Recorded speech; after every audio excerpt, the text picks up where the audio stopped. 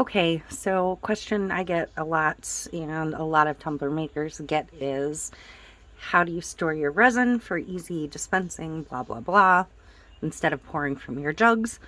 So since I have to do this anyways, I figured I'd come in and record it quick. My preferred method after trying basically every method, I've tried the condiment bottles. Those, when my resin's been cold, I've squeezed and the whole top's popped off.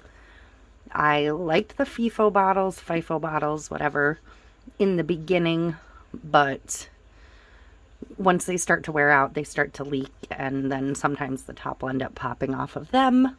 So I've switched to using the honey bottles. I don't know if this says what size these ones are. These ones are 12 ounce. I believe you can get 16s or 18s, but I'm pretty comfortable with this size working for small amounts of resin for tumbler making especially. So these do come with a seal inside. You'll want to pull the seal, obviously, because you don't need that. You'll go to pour it the first time and the seal will be in the way,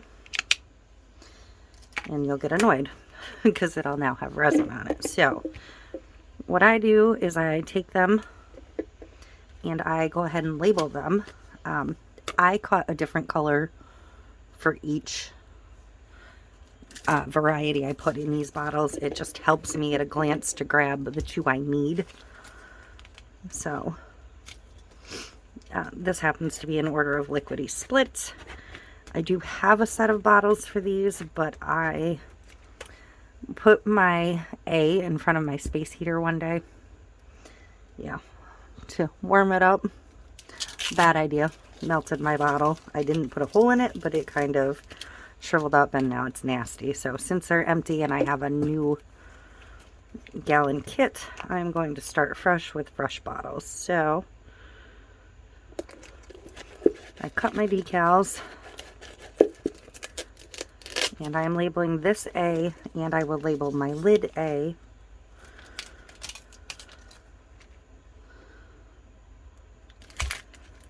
That way, if for some reason I do take both tops off at the same time, which I very much try to avoid, I'll know which lid was which. Because you absolutely do not want to mix up your bottles, ever. You can actually mix it enough that your lids will get stuck and you'll waste everything in them. So this will be my B bottle.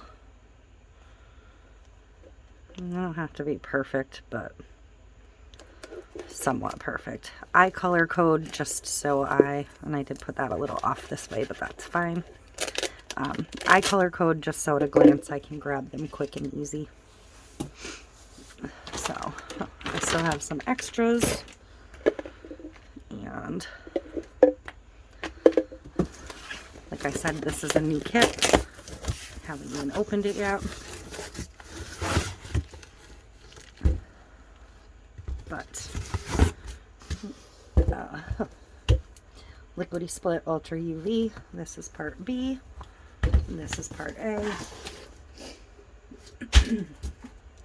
Now, obviously this has a black top. I can't write on it with the Sharpie, but this one I can, and I will. Because again, I mean, you can, but it's kind of not necessary. It's again just another fail-safe if you get all of them opened at once. So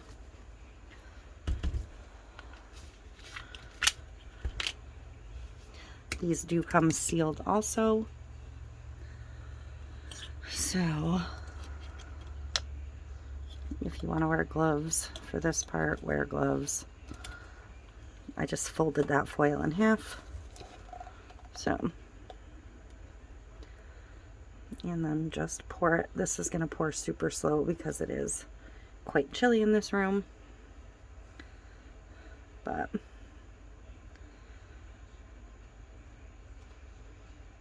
To me, these are great for especially small amounts of pouring. I can squeeze as little as 7.5 mLs out of this, or 5 mLs, with no problem whatsoever. Whereas pouring from the jug, it's a lot harder to control. And I've also tried pump tops, which, unless your resin is extremely thin or warm, is an absolute nightmare for me. That is definitely something I will not do again. So that's part A. Part A. And now I have a beautiful fresh part A. And I will do the same thing with my part B.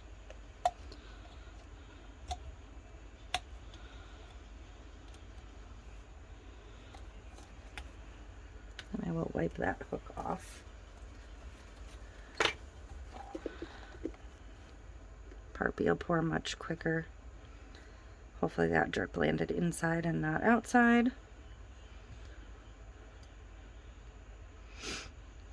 Even when it's cold, B is much thinner. See, I almost overdid it. But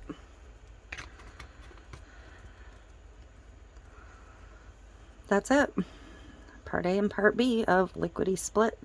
At a glance, if I have them all sitting on top and I just need to grab two, I'm good to grab two. So that's how I store my resin. This is what works best for me. Flip top. It closes back up like the FIFO bottles, which is why it makes it so easy to measure small amounts.